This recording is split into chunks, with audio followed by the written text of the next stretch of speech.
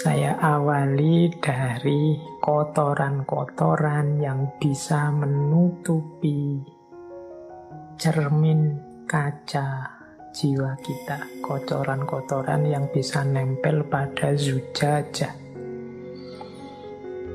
Atau dalam istilah para sufi sering disebut hijab. Hijab itu berarti penghalang. Inilah yang menghalangi jiwa kita, batin kita untuk menangkap cahayanya Tuhan. Ya kalau menangkap saja tidak bisa, bagaimana bisa memancarkannya? Yang pertama, ini yang PR berat kita ini. Ini sebenarnya levelnya paling rendah sih, tapi kita masih sering terjebak di sini, yaitu dosa dan maksiat.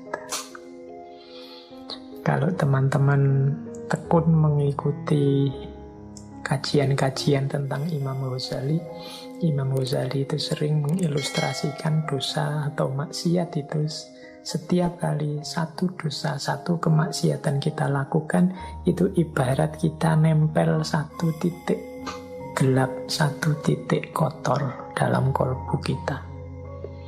Nambah dosa lagi, nambah satu titik lagi, nambah dosa lagi, nambah satu titik lagi, sampai di titik ketika kolbu kita gelap sama sekali, terhijab sama sekali, maka mungkin kita sudah tidak ngerti lagi apakah kita ini sedang jauh atau sudah dekat dengan Allah.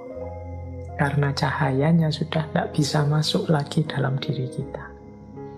Inilah yang nanti membuat ada loh orang itu ilmunya tinggi, pinter, mungkin jabatannya luar biasa di tengah masyarakat. Tapi rasanya yang keluar dari beliau, dari kata-kata, dari tindakan, mungkin dari kebijakan, kok semakin jauh dan menjauh dari Allah. Kemungkinan batinnya sedang gelap, kotor oleh tumpuan-tumpuan dosa atau maksiat. Ya teman-teman tidak usah nuding siapapun di luar diri. Jangan-jangan yang harus dituding pertama itu diri kita sendiri.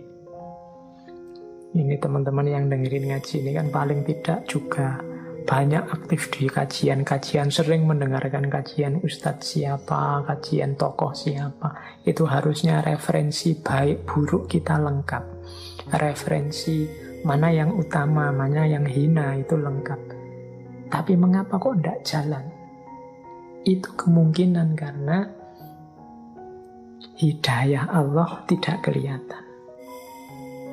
Mengapa hidayah Allah tidak kelihatan? Karena batin kita sedang gelap, tertutup oleh hijab-hijab. Jadi kalau ada orang berkata, semoga engkau mendapat hidayah. Loh, Allah itu sangat sayang pada kita. Dia selalu memberikan hidayah pada siapapun yang mau. Faman sya'a falyu'min wa man sya'a falyakfur. Cuma banyak orang tidak mau. Hidayahnya sudah diberikan oleh Allah, orangnya yang tidak mau. Mengapa dia tidak mau? Batinnya gelap.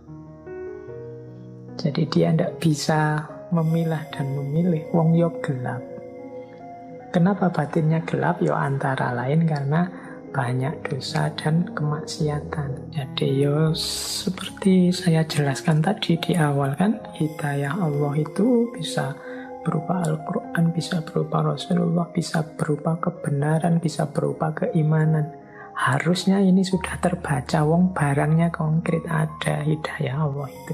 Tapi kita tidak mampu mengikutinya karena batin kita tidak bisa menemukannya, hidayah itu dalam diri kita, karena batin kita gelap.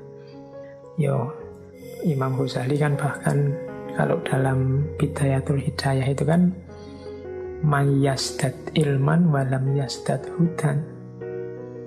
Jadi barang siapa yang ilmunya tambah tapi tidak menemukan hidayah, hidayahnya kok tidak tambah, ya berarti yang terjadi hanya dia semakin jauh dari Allah. Jadi ada orang ilmunya nambah tapi tambah jauh dia dari Allah. Mengapa? Karena dia nambah ilmu tapi tidak ketemu hidayah.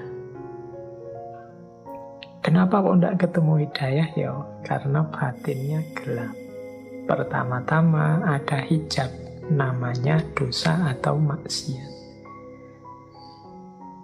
Yang kedua, ada, ini lebih tinggi daripada dosa dan maksiat, keterikatan-keterikatan duniawi. Ini sering juga menjadi hijab kita, menjadi titik gelap dalam diri kita. Keterikatan duniawi itu semua hal yang sifatnya duniawi, bahkan sampai keluarga, anak, istri, harta benda. Itu kalau membuahkan keterikatan. Keterikatan itu berarti ketidakmampuan kita untuk lepas dari hal-hal duniawi itu dan menuju Allah. Jadi karena anak, karena harta, sehingga kita lupa atau kita semakin jauh dari Allah, itu namanya keterikatan. Mungkin pekerjaan, mungkin jabatan, mungkin organisasi, mungkin lembaga, apapun. Itu kan barang-barang duniawi. Semakin banyak keterikatan-keterikatan, ya semakin batin kita gelap. Karena posisi cahayanya Allah di situ ditutupi oleh keterikatan kita. Ada orang yang galau karena harta saja, sampai lupa Allah. Mungkin beribadah, mungkin ingat Allah, mungkin ngaji, tapi semuanya orientasinya pada puncaknya ke arah harta. Atau mungkin jabatan, atau mungkin reputasi di